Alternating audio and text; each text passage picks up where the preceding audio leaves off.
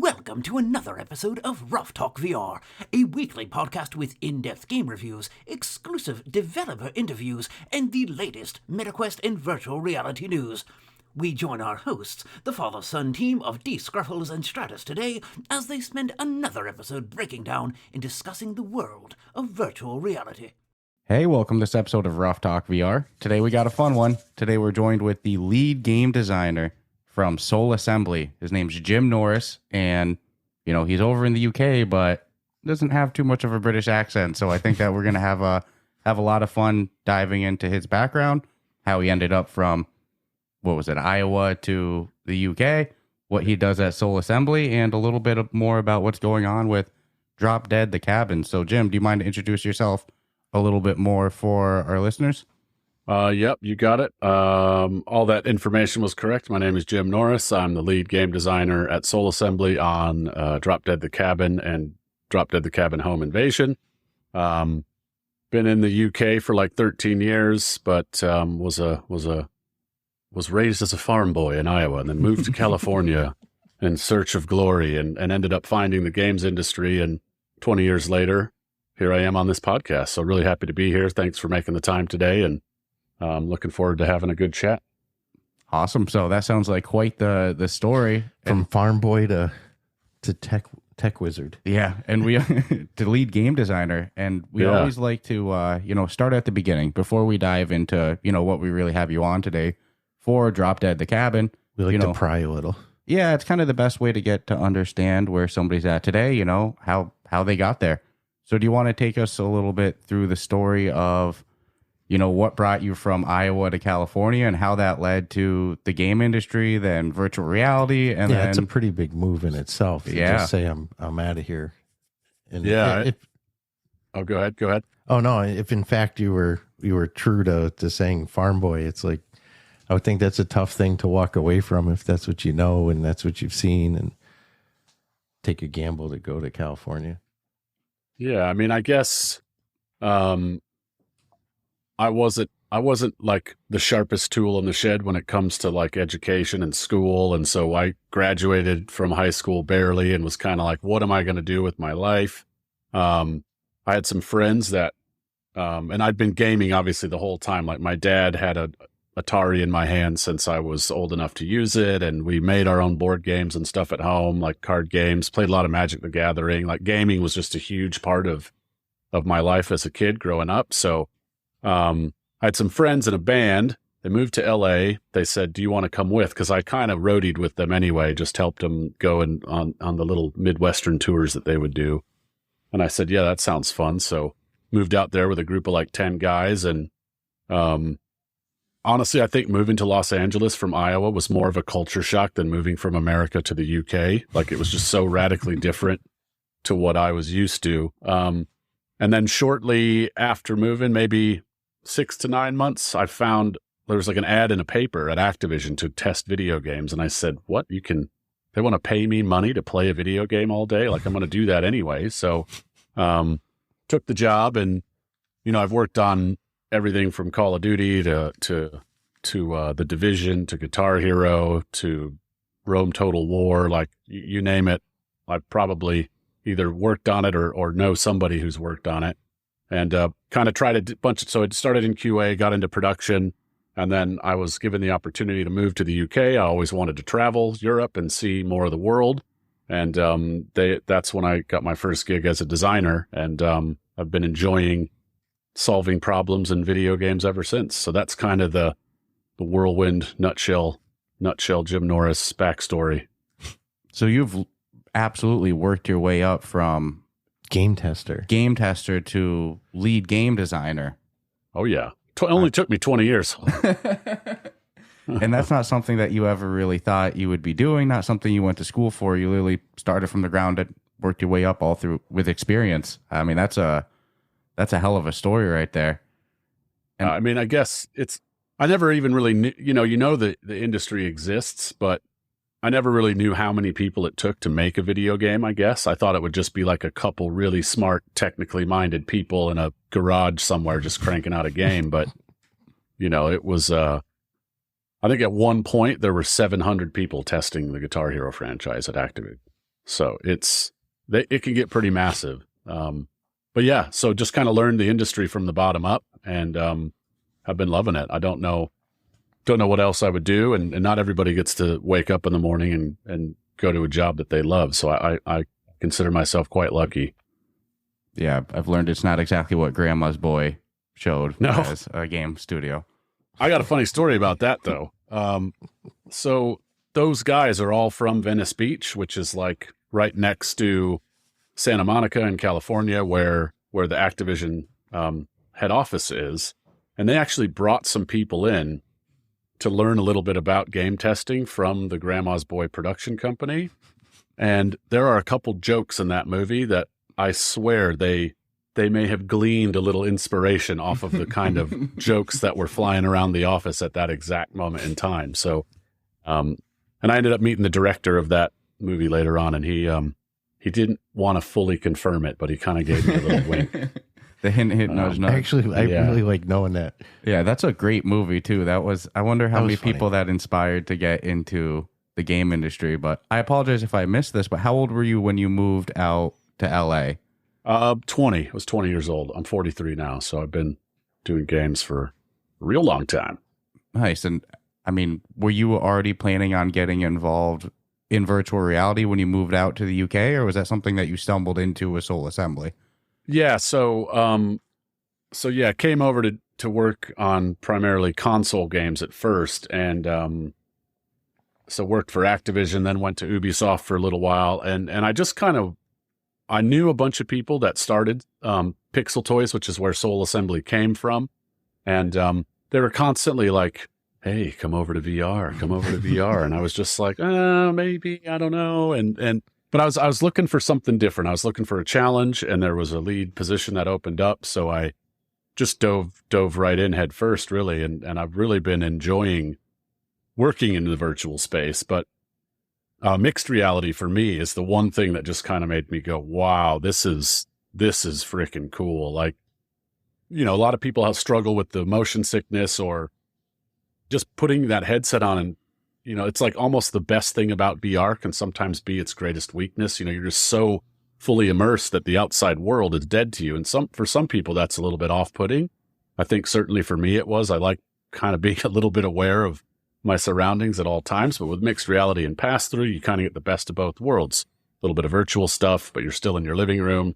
You're anchored to your actual floor, so you don't get as motion sick. And I find that I can play a little bit longer at a time, and it's kind of right on the cutting edge too. So it's all new. It's all really exciting. I like doing new stuff. I like solving problems, and it's such a new medium that there's lots of stuff that doesn't quite work right yet, or that nobody's tried yet. So there's tons of opportunity for sort of figuring out like industry standard designs that maybe someday everybody will kind of do it that way, but it always has to get figured out by one person, you know. So that's, for me, that's what I like about VR and MR, is it's very new, it's very fresh, and lots of interesting problems to solve.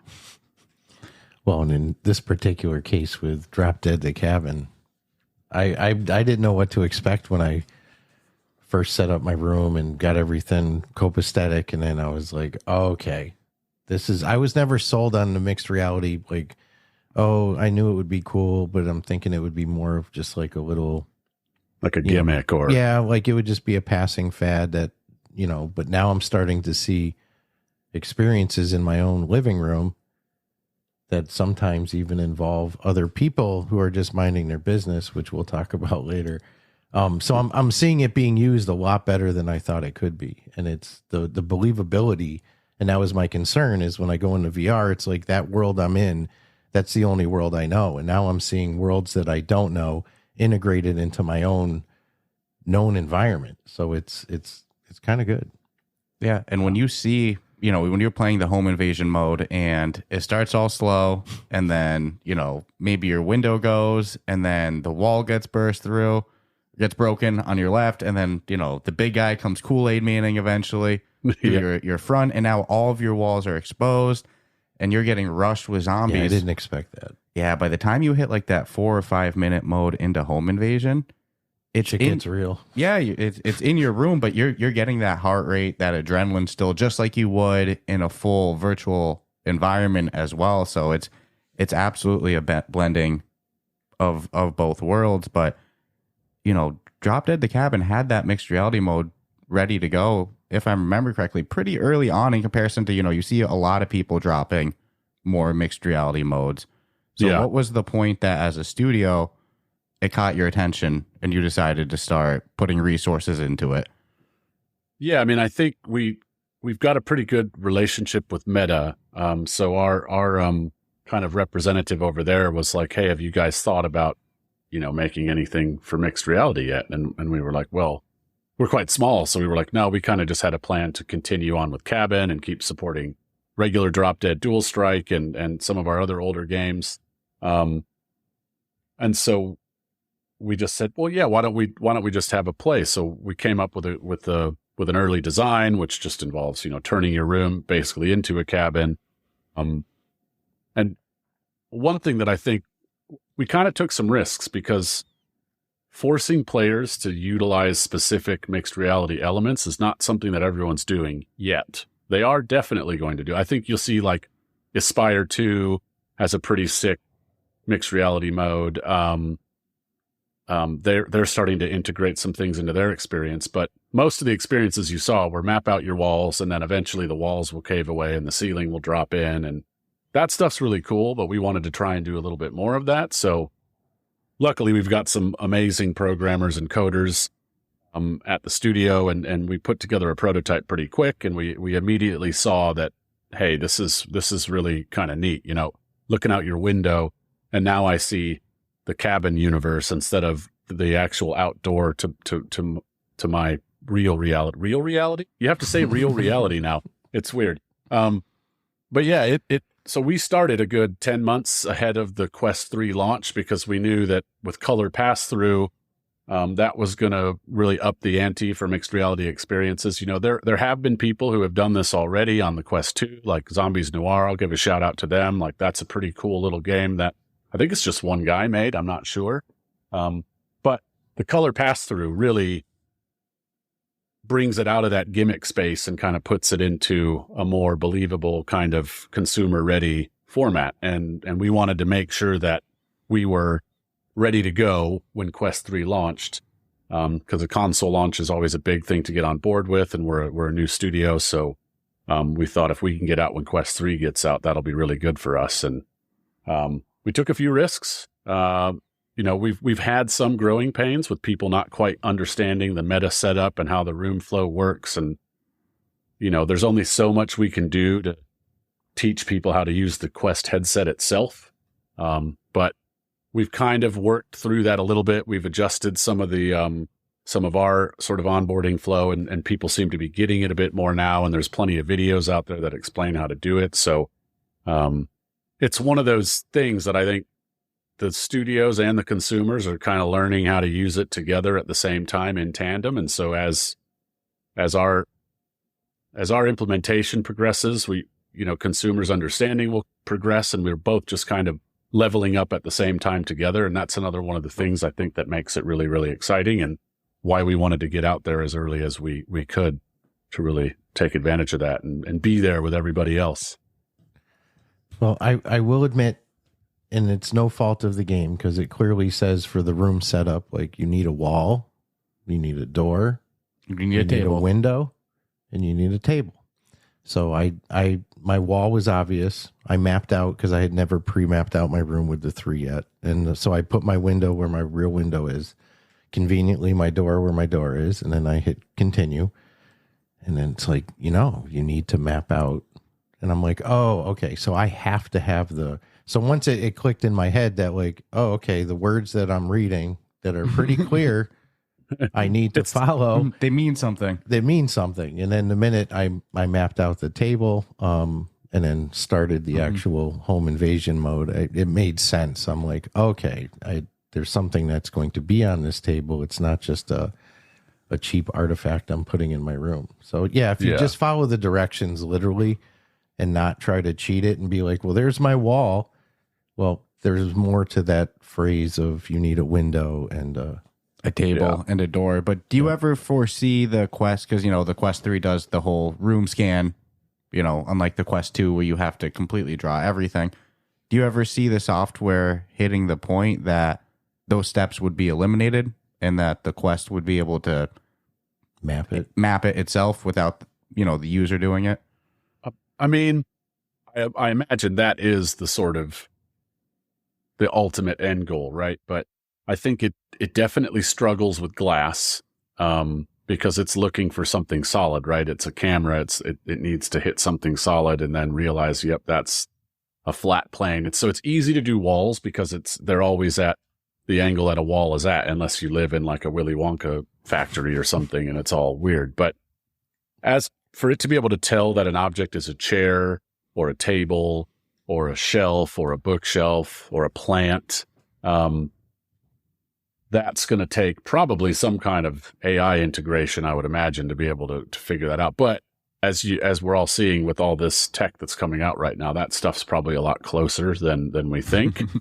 One cool thing that I think is out in beta right now, they've got a depth sensing API where, because right now, if I'm looking at my virtual window and I pass my real hand in front of it, it'll show the virtual window. So that's kind of honestly a little bit of an immersion breaking thing within mixed reality. So they want to get something set up to where you'll actually be able to see things walking behind objects in your room. So if I map out my couch and a zombie's walking behind the couch, you'll be able to see the zombie behind the couch. Whereas right now it's just kind of a big box. You draw a box around your table, you draw a box around your couch, or a box around your bed. So that's the only stuff that we could really occlude the zombies textures with. So it would look really boxy and kind of strange. But as that scanning gets better and the depth tracking gets a bit better, we'll be able to use more elements in your room in the gameplay experience.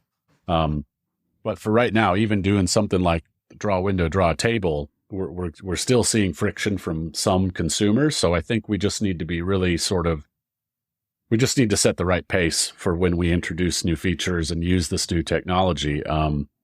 Because you know how the App Store works. If you get a bunch of 1-star reviews just because something doesn't work with Meta's platform, it hurts our rating, not Meta's rating. So it's something that we've got to be real careful, real clear about. But we're doing a lot better with it. And I think, luckily the Quest community is certainly, if you respond to them, they're willing to try something else and they'll go and change their review. And they want people to succeed, but they also want to get what they paid for. And if you don't understand how to use our game, it's kind of on us to tell you how to do it. So there's definitely going to be some more cool stuff coming down the pipe with Quest 3 in the future, I think. And we're going to try and integrate all that stuff in as it becomes available. And certainly once we figure out something to do with it. But yeah, I do ramble a lot, by the way. I probably should have told you that before we started. That this makes for a great podcast guest. I don't mind listening when people are telling their stories. It does not bother me at all. Yeah, I always love when I go to edit the tracks after and I see the wavelengths of the guest talking, and it's like 80% of the track. Those are my favorite episodes. People listen to us talk absolutely enough. So I have so much respect for studios like Soul Assembly that they're putting resources into. I mean, you look at how new the unknown and risky even just virtual reality in general is, and then you go even a step further with mixed reality. There's software that's not ready yet per se, like the depth sensor in beta. That would be nice if that launched with the Quest 3 at launch, but still studios like you guys are kind of writing the rule book for it as you go. So I have so much respect for that, and the mixed reality mode in Drop Dead the Cabin. It's fun. You all made really good gameplay decisions in the sense of, the base mode of Drop Dead the Cabin, ammo can be scarce. It's tough. Yeah. I was worried about that going in the mixed reality mode, but ammo's pretty comfortable. It's mostly just managed to stay alive. So there's a lot of really good. Making it sound easy. It's not. Yeah. Like I said, you hit minute 4. It's easy for the first couple of minutes. Yeah. Then by minute 4, it's really once my wall cracked, I knew that I'm like, all right, I'm screwed. Yeah. Yeah. Once you have 3 different positions to cover, it does get a little bit spicier. And we're releasing more difficulty modes in this next update too. So if you want to challenge yourself, you can step out of normal, or if it's too hard, you can pop it down to easy. It's all. No shame. I feel like even in easy, it's still going to be hard. This is one of the few games that we've ever played it's been hard. It's like the struggle's real. How long did it take us playing before we even left the cabin? Partly because the unknown. I'm like, I don't know what's going to happen out there, and time is short. And then we ran across to like a door or something, and then that was it. We were dead. So you referenced updates coming. You were able to talk a little bit more about what's coming to maybe the base game mode and also maybe more stuff to the mixed reality mode. Base game mode. I know we are doing a bit there, and I should have probably checked with the live team. We're making constant improvements, tweaking. What else have we got? There will be some more stuff coming for the base game, definitely after this update. This current one, just due to the success of Home Invasion, and thanks to the community for really getting behind it and picking it up and playing it and giving us feedback. We launched, and then we've got, it's what about 6 weeks that we have until our update comes out and everybody goes away on Christmas. And so we can't break too much before we go away on Christmas because no one will be in the office to fix it. So, but we got a new enemy type coming out. We're calling him the Leaping Leechers within the studio. We affectionately refer to him as Larry. And he is just a real angry creature of the forest. He spawns a little nest will spawn on your wall. He'll pop out and kind of scream to alert you to you that he's there.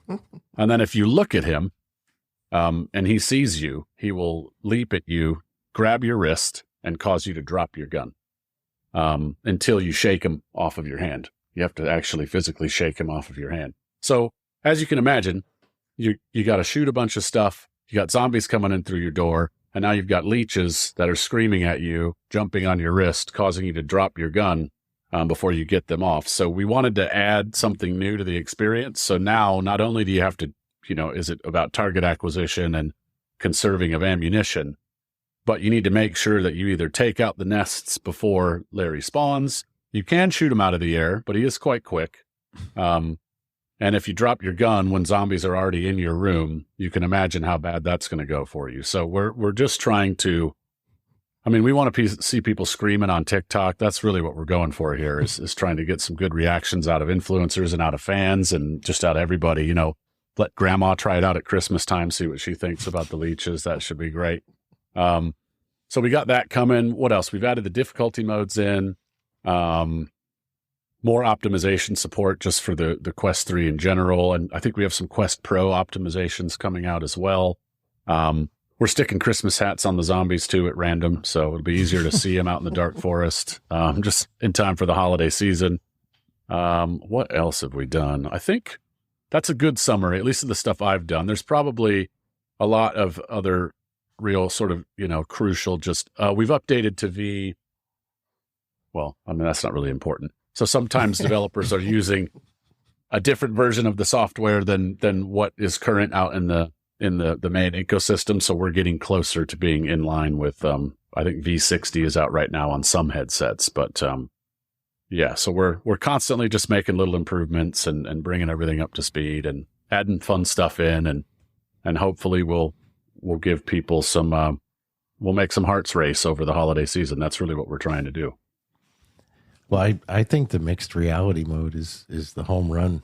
Mm-hmm. The base game is great, and it's just funny that I'm saying that. But the mixed reality, no, you can jump right in and boom, and you're own.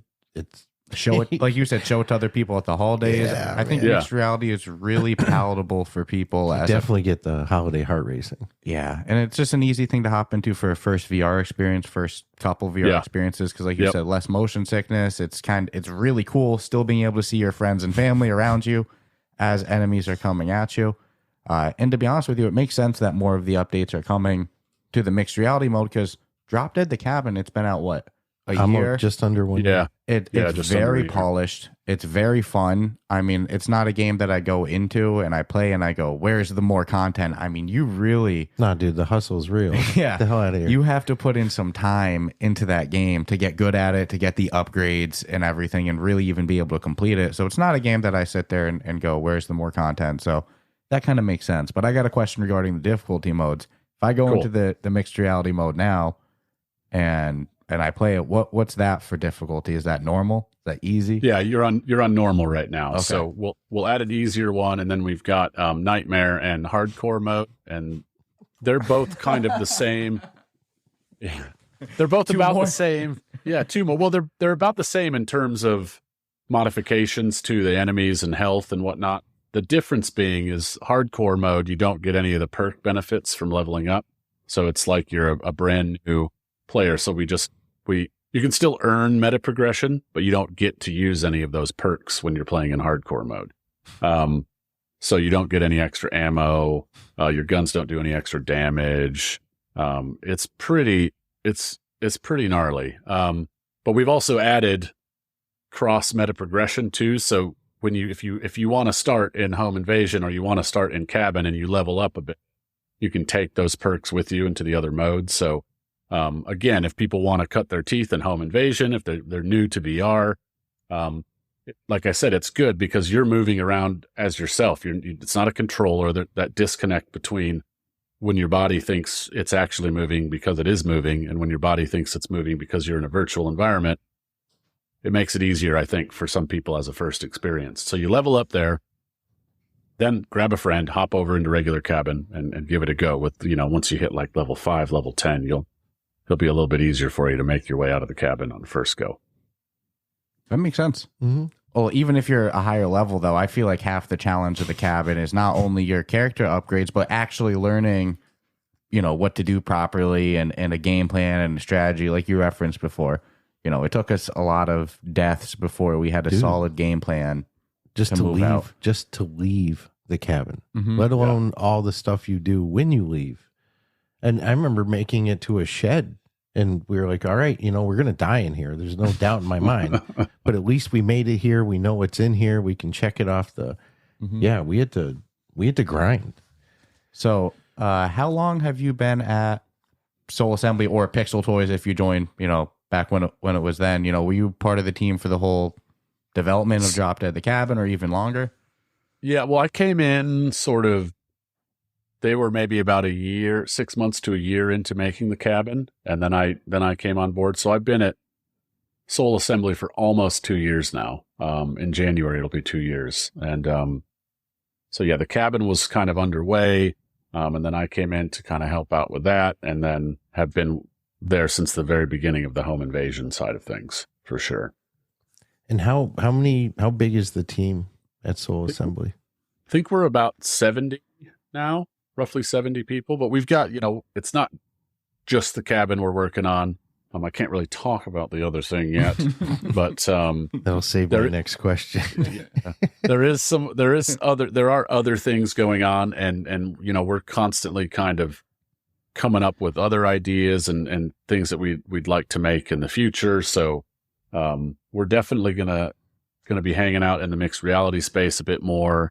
We want to look to integrate mixed reality and VR experiences together. So we're looking at coming up with some game ideas that involve doing a bit of mixed reality, but then also having some virtual reality in the same kind of experience and blending between those two things. So yeah, we want to keep pushing the envelope. Like I said, we're enjoying it.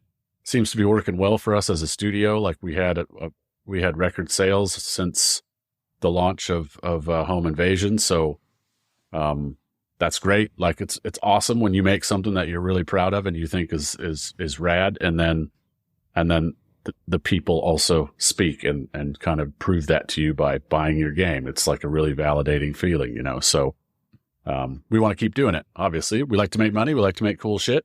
Right now, they're linking up. Let's keep doing it.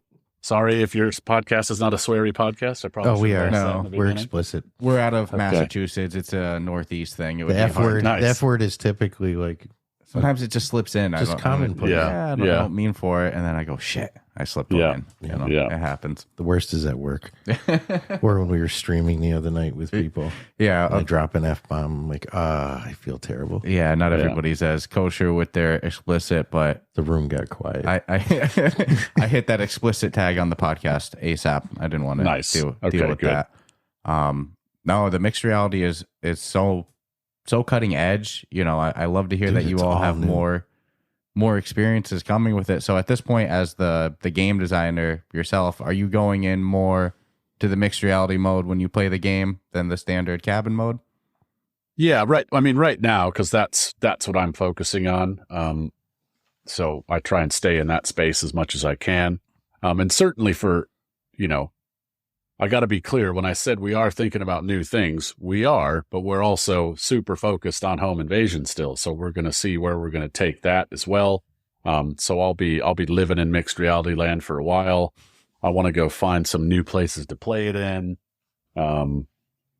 There's a few things we want to keep trying out. Like I try to make really wacky room setups sometimes and see if our game / the meta platform can handle it. They're talking about adding multiple room support at some point. So obviously when they do that, we want to try and support that. It's like I said, we're going to try and keep in line with what meta's doing. We're going to try and come up with some of our own ideas and just really fun. I'm like I said, I'm loving mixed reality. For me, it's been the most immersive VR just because everybody knows when they're in virtual reality that it's a video game, but there's something about being in a headset, but still being in my room, but it also being a video game, if that makes sense. Like when you're playing on a controller, that it's a pancake game, but you can still get immersed in a pancake game just as much as you can get immersed in a VR game in different ways, I think. But I think it's great. I'm really like a huge champion of mixed reality. I think it's great. I think it's more accessible and will lead more people to playing virtual reality as well. So it's certainly something that our studio is taking really seriously, and we're getting behind it. And so I'll be living in mixed reality land for quite a while, I think, going forward. Yeah, at this point, I'm pretty sold. I'm just anxious for more experiences. When I heard multiple rooms, I already envisioned like now there's going to be another freaking wall, and there's going to be a window, and you're going to have to sprint from room to room. Everyone in their house is going to look funny just running around their play space, but neighbors don't necessarily know that. Yeah.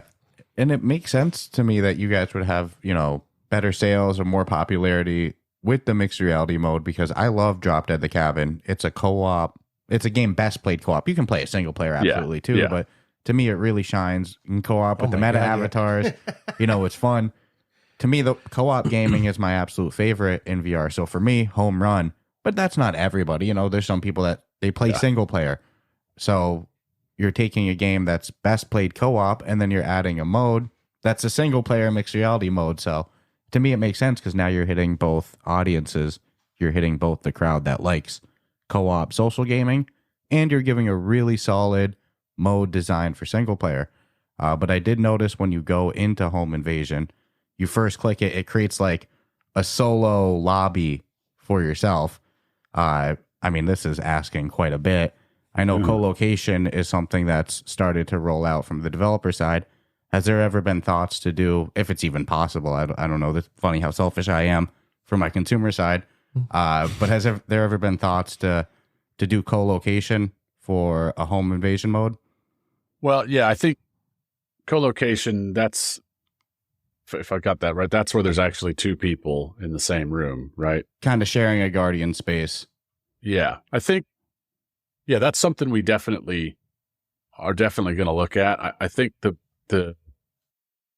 some of the concern there is that, while you're in pass-through, and again, virtual objects passing between, like a person and you, for example, let's say we're playing together in the same room and a virtual object passes between you and me. And now I don't know where you are in the room. And if I like swing around to hit something real quick, I might, smash you in the headset. So there's some safety concerns there, and we probably need to figure out how to alert people of each other's location even though you should know because you're in the same room. But, as developers, it's something we take really seriously, the safety of people playing our games. So once we figure that out, I think that's definitely something we want to do. But it's interesting you mentioned Guardian, because Guardians and mixed reality don't necessarily play really great with each other either. And it's something that we want to, you can turn it off if you go into you turn your headset to developer mode. You can turn your Guardian off yourself, but we don't recommend people do that. It's not very safe.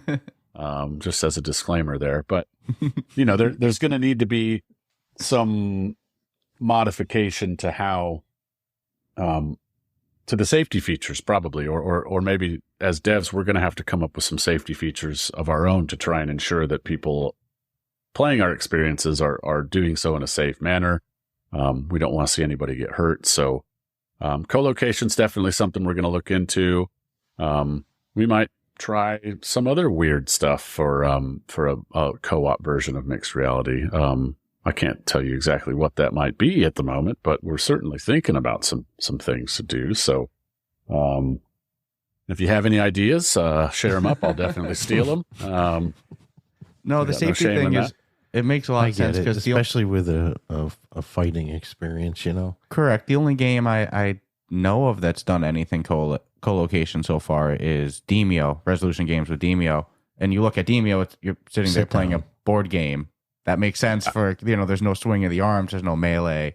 And all the virtual stuff is kind of like in the middle and you're reaching over it. So like the location of the other players is obvious. It's always there. There could never be a point where you wouldn't see them. So yeah, but we want to be able to play our game with two people in the same room. Definitely. We just got to figure out how, maybe if we put meta avatars in mixed reality, but that might be kind of weird. I don't know. Like there's things we could think of some things. Well, that's part of being on the cutting edge and being the first to do it. Yeah. I don't think there's a wrong way at this point. It's like if you're the first to do it, nobody's done it. There's no rule book. You can't say it's good. You can't say it's bad. You can't say it's right or wrong. It's like, it is what it is. But yeah, no. And it's interesting that you mentioned safety as well, because I feel like mixed reality modes are an unbelievably more safe experience than VR. I've yet to whack my for hand boxing one or sword fighting, anything like that. Yeah, like you're not going to break a thumb or Thrill the Fight's mixed reality mode, which I've gone into a whole bunch. I love Thrill the Fight. I have not hit my wall once in mixed reality. There's a couple games coming up that I can't talk about that I even refuse to play in the VR environment because I'm like, no way. I'm going to go dive into a wall or something. But in mixed reality, I know where everything is. I know I'm not going to bump into anyone. So, without having the rings on the Quest 2 controllers, I'm a little bit more cautious about hitting my hand with the Quest 3. So I love mixed reality, even just from a safety standpoint. To me, it's easier to be safe. I mean, I think generally that's true, but also that sense of safety is what makes it slightly dangerous too, because you're in mixed reality. You're like, this is fine. I can see everything. It's no problem. And then, while your head's turned this way, someone walks in to like hand you a cookie or something. And then you turn back to the window and you can't see them. You could see their legs, but you can't see them. And then you run over to shoot out the window and you just bowl somebody over. It could happen. It could happen. It is, I think, if you're the only person in your room, like dodging obstacles on your floor and everything is a lot easier because you can see everything with pass-through. But it's just that it's that virtual object taking over all of this, the line of vision all the way to that object that can cause some issues. And we're just always trying to think about that when we're designing our experiences. So if we find a way to make sure that you can tell where your buddy is in the room, we will definitely release a co-location version of Home Invasion. We just gotta work that out, but I'm sure we'll figure it out. No, totally. I got total faith. And even as is, Home Invasion is so much fun. I'll be honest, I haven't beaten what sounds easy, the 10-minute countdown, but unfortunately it's usually a little bit longer than 10 minutes because those damn zombies are really good at attacking the antenna. Yeah, destroying my beacon. Then you got to redo the signal and everything like that. So yeah, even as is, you're not going into Home Invasion, in my opinion, and beating it first try or anything like that. We should probably try and beat it before the leeches get here because that's going to make it even harder. trickier. Yeah. I think my record is 6 minutes. which Okay. was actually like 10 minutes because, you know, Yeah. the damn beacon down and everything. But it seems like that the general game philosophy or game design idea for this game is it's got to be hard. You know, you got to go into it multiple times and get good at it in order to beat it. Yeah, we want you to learn through doing, and you know, we reward you for learning, but we punish you if you know you get a little bit relaxed on something. If you run out of ammo in our game, there might be a couple melee objects lying around, but they'll break eventually too. So you know, you really have to learn how to conserve and pick your shots, and positioning is really important. Yeah, we like the learn through dying approach at Soul Assembly. That's kind of one of our big things. So yeah, for sure. That's pretty much how it went down for us with just playing the cabin, like finding a spot that we felt the safest at, knowing what to do after that. And then, dude, you run out of ammo. You give me a barrel full of melee weapons, it's not going to end well. I have this vivid memory of it was probably our first week playing, you know, the base game mode. And we were trying to plot our next move before that bell rang again. And I was like, let's go through the door, or we can go in that room. And you're like, dude, it doesn't matter. It doesn't matter what we do. We're going to die. We can open up that door. We can stay here. Go in the we kitchen. can go in the kitchen. Yeah. Whatever we do, we're going to die the next round. So much fun. So much fun.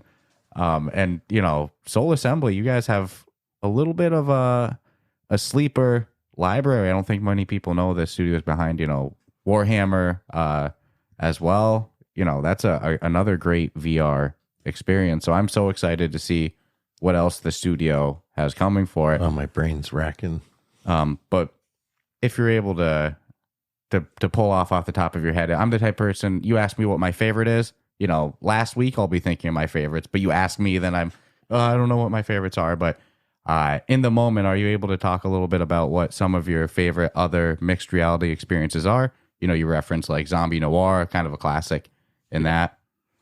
Yeah, like I've been playing a bit of Aspire 2's mixed reality stuff lately, and I think that's pretty fun. You know, it's a great standalone game as is, and they've done a really good job of bringing some of their mini games and just the core elements of the game into mixed reality. That's pretty fun.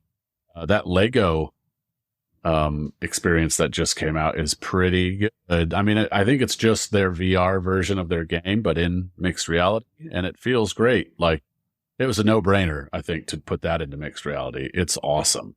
What else am I playing? I think those are probably the top two I would say right now. Like I said, there's other experiences that do the whole, you know, your walls are not walls anymore, and that's cool, and it visually is really kind of fun, and but I like the ones who do something slightly different. So the Aspire's got a big shout out for me. I think if anybody has Aspire 2, certainly go try their mixed reality mode, and you know, if you don't, go buy, support another small developer. You know, it's all good. That's the cool thing about I think VR games and the VR game industry is that it's still small enough where everybody's kind of like hoping that the whole industry does good together. Like, you know, went to Gamescom this year, met loads of influencers and loads of devs, and we all, like, Dreams invited us to their party, and, you know, like, everybody's sort of hoping that every studio can do better. If we all level up, then the whole industry levels up together. So that's the cool thing about VR and hopefully mixed reality, is that as one studio learns, another studio can learn, and we share secrets often, and I just, you know, I want nothing but good for all of the other VR and MR game developers out there. At least for now. A rising tide raises all ships. What's that saying? Yeah, and I it's think true. that's it. Yeah. You know, one studio has big success or does something breakthrough or revolutionary. I mean, it's absolutely gonna. Well, and everyone should enjoy the moment in time, because you know, there was times in history where with flat screen gaming, it wasn't, I would argue, was probably similar at the conception. Yeah. And then it reaches a point where now these are, you know, billion-dollar industries. And I love the Aspire shout out too. I mean, that's a great game. Cool, dude. Aspire 1 and 2. And yeah, great developers, great studio. The founder, Michael Worthington Bell, he's a great guy as well. And they were kind of on the ball with getting mixed reality out, as quickly as they could as well. So no, their mixed reality mode is great as well. And since we have the game designer on, I guess it would be foolish to not ask. Do you have any tips for players maybe that are struggling and dying a lot, both in the base mode and in home invasion? I mean, headshots are king in our game. You're going to conserve a heck of a lot more ammo if you get headshots. In co-op mode, sometimes it spawns with 2 revolvers, sometimes it's a revolver and a pistol. And while the pistol does do less damage, and it does take 2 headshots in the beginning, if you level that bad boy up to level 5, 1 headshot kills, it then takes over as the strongest handgun. So put some time into the pistol. Don't forget to use the ammo crates as well that are located around. Sometimes you just bust into open doors and get out of the cabin as soon as possible, but there's also crates around that you can get some more ammo. Check all the 4 sheds in the immediate cabin area before you go out and venture to the focal point, because we always hide an extra a long gun in there. Uzi is great, but it will chew up all of your ammo. So you got to be really careful with that. But yeah, headshots are king. Just keep leveling up, and if you're struggling with main game cabin, like I said, maybe just pop over to home invasion for a bit and get some levels in there, and work on your headshots, because you're kind of a little bit better protected in there because you can see all the angles a lot easier. And just work on your snap headshots, and that's it. Just kill or be killed, really. Just get good, guys. Come on. I agree. Headshots are king in this one. Yeah. Distance, close, it doesn't matter. They're going, that head's popping. I'll even let zombies get a little bit closer, just to make sure that, I pop him in the head. The jumping ones are the ones that I can't. The sprinter ones, the green ones with the spiky back. Yeah, they kind of they'll crawl sometimes. Or, I don't know the exact name of them, but yeah, those guys are my arch enemy. Yeah. I always call them sprinters. They're just in my grill. Yeah, something about a fast moving dead thing or zombie or creature. Somehow I have a feeling the Larrys are going to become the hardest enemy. Larrys are great. But they're easy to kill. They just, when you layer them in with everything else, they become a problem. So you just, you have to deal with them. But you won't miss them because they will be screaming at you constantly. And they'll be jumping directly at your hands. So yeah, it'll be fun to see what you guys think about them. You'll have to let us know. Drop us some feedback, and we'll take a look. But yeah, now I know we'll I need post some video freaking the hell out. Well, things jumping on your wrist. Make sure to clean up my living room a little bit first too. It's funny. I always joke mixed reality. Everybody's house is going to be spotless. The cleanest. You were joking. Everybody's girlfriend, wife, or significant other, they're going to love their new gaming toy. The house is always clean. Yeah. No, but now I got to beat home invasion before the Larrys come. If before it nothing gets else. harder. Well, if nothing else, then just to compare the differences of before. If you just focus on, if you always focus on resetting a beacon when it goes down, that's another good tip for getting through. Because, if you the longer you let it go, the harder the game's going to get for you. So there is that sweet spot where if you're constantly resetting the beacon, the 6 minutes won't actually be 15 minutes. So is there what's the longest time you've seen anybody sit in there? Because it sounds like it's just going to progressively get harder. Yeah, I mean, I've been in there for 25 minutes before, and I mean, that's another thing on Nightmare and Hardcore. It's a 20-minute timer, so that's going to be pretty gnarly for some people. But arguably, you might get the higher position on the leaderboard by having more headshots to score off of and everything. So it's what's important to you: finishing leaderboard first place. I don't know. You're going to have to just decide what you want to do. And how good would you rate your skill at the game? 10 out of 10. Absolutely Really? best Okay. in the world. Yeah. Are you number one on the leaderboard right now? Right now.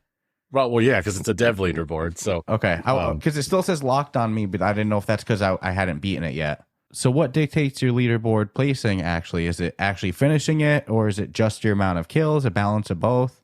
Well, it's a bit of a balance of both, and you do get a bonus for finishing within a specific time frame. You get bonus points for headshots. So all the stuff that we want you to do to beat the game, you're also rewarded for in the score at the end. So, so could somebody theoretically, just theoretically, sit in Maybe. there for 30 minutes, just not beat turtle it? forever and just get headshots? I mean, yeah, maybe they could. Good I luck, haven't- though. I should math it out, but yeah, exactly. Good luck. I mean, if luck. somebody's able to do that, they deserve the Well, yeah, you leaderboard just- I placing. mean, No. points are You points, game, right? game the Yeah. system. If you win the game, you win the game, right? Yeah. So To me, no that's problem not with it. gaming. That's, I mean, you earned it. Well, you're going for points, so I get it.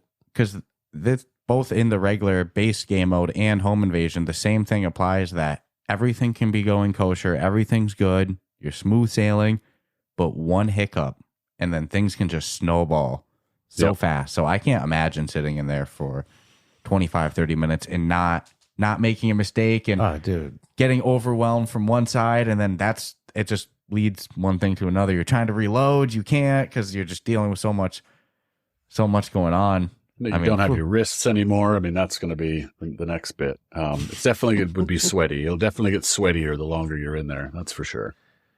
So Oh. I got to ask, before we finish up, is rough talk as in rough, like a dog goes rough? That's a good question. One would think. Yeah, we've gotten that more than one Because time. you got a dog behind, a lovely little critter behind you there as well. Absolutely. His name's Reggie. We always joke he's the podcast producer, but it's actually a play off of our last name. Okay. Yeah. Okay. But the dog thing is way more obvious. That's what everybody assumes. We were talking with somebody the other week. Who was it? But they said naming something is the hardest thing to do creatively. I think it was Yeah. when we were talking with the Richie's Plank Experience, Yep. people about Max Mustard. And they said naming something is the hardest thing. It was absolutely the same for the podcast. We're like, what the hell do we name the thing? Like, Rough Talk. It's kind of like our last name a bit, And then, yeah. Missing a couple words or whatever. But Yeah. And then letters. fast forward 2 years later, and I don't know if it makes the most sense for virtual reality, but yeah, No. once you pick the name, you stick with it. kind of locked well, in. Yeah. It's got VR in the title, so it makes Yeah. sense. with Yeah, VR. at least. Yeah. You And with- nailed it. You nailed it. Was Soul Assembly still Soul Assembly when you started working there? Were they still Pixel Toys at that time? Well, so we were like as an entity together, like it was just the people who were at Soul Assembly working on the same projects together, but we were a part of Pixel Toys, and then I don't know what the right term is, but a little over a year ago, we finally made it official that we are our own studio now. So, but it's made up of a lot of people who were at Pixel Toys, because Pixel Toys is who originally launched the Drop Dead franchise, and we kind of took that over once it became more of a VR thing. Then we took that over with us. We've got Battle Sister. There's a couple other games that were started at Pixel Toys that came with Soul Assembly. But yeah, so now it's a mix of ex-Pixel Toys and then a bunch of new people that came in, and more new people that have come since we did the split as well. So it's a good blend of people now. And we still we're in the same building as Pixel Toys. So we just had our holiday party on Friday, and it was with Pixel Toys. So we're still the two studios really spend a lot of time with each other as well. We have the same lunchroom, so we still see everybody all the time. That's interesting. That sounds like quite a Battles. We never tried that, did we? no, but it's got quite the following. I've always heard very good things about it. That's a very interesting story, though. I don't know if I've heard that one too much. That started kind of, was it like a unit inside of Pixel Toys Yeah. before? Yeah, basically we took all the VR peeps and started working on one thing, and then kind of said, hey, why don't maybe we could just start our own little group, or that's what they said. I assume I wasn't there when that decision was made, but I mean, it happens a lot. I mean, usually it might happen where people would actually just leave and start the company, Mhm. but we did it all sort of by the book and with the blessing of all the people on Now the you board get to and still be in everything. the So building with them and no Yeah. issues. And I No eat hostility. eat all their bagels and drink all their coffee, and yeah, it's great. well, it's jokes aside, if you go follow Soul Assembly on social media, it looks like the studio does a good job taking care of the employees. It looks like suites Yeah. are very big on the Too many studio. sweets. I'm just getting so fat working there, but it's very appreciated. And yeah, we they do take really good care of us. Shout out to Stella for organizing a kick-ass Christmas party.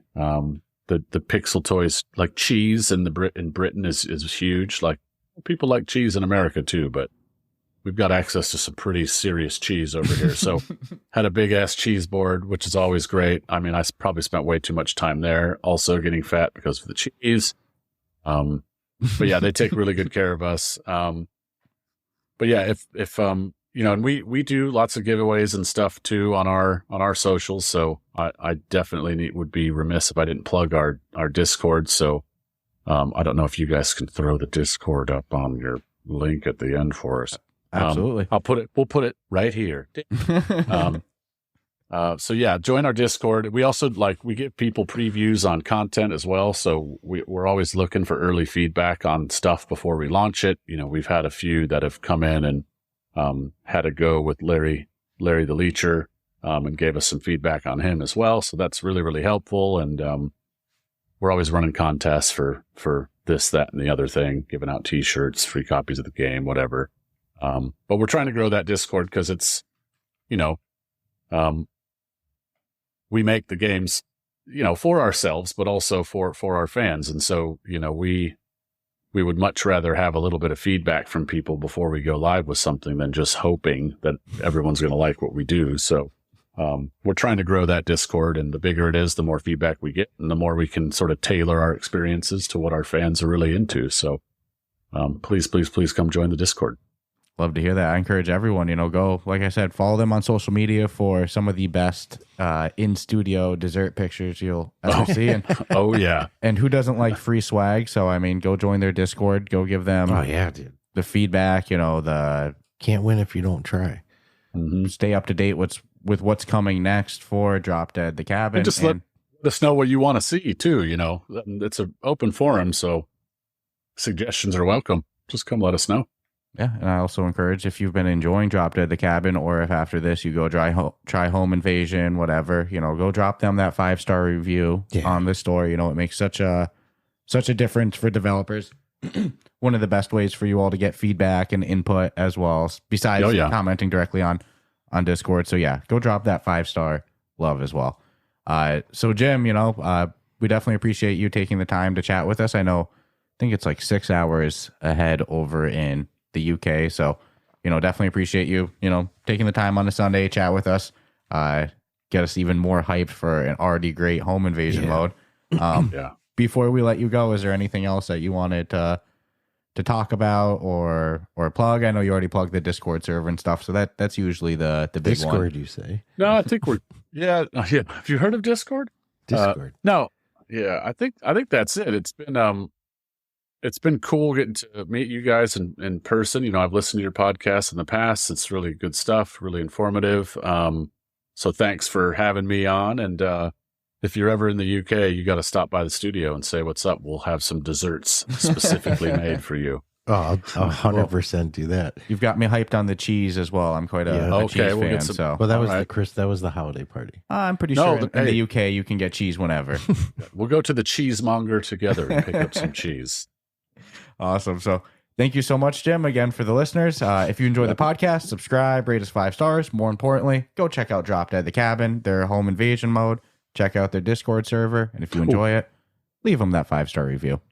And then other than that, we'll see you guys later this week. Ciao, ciao. Update drops the 14th of December.